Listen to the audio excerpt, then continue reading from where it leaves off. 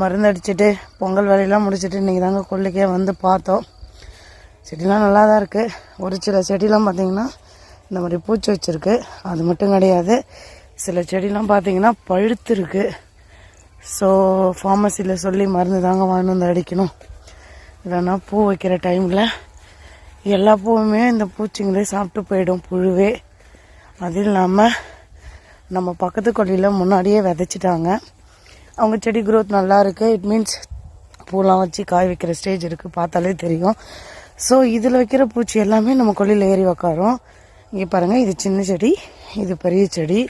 So அதுக்கேற்ற மாதிரி தான் நம்ம இப்போ மருந்து அடித்து செக்யூர் பண்ணணும்.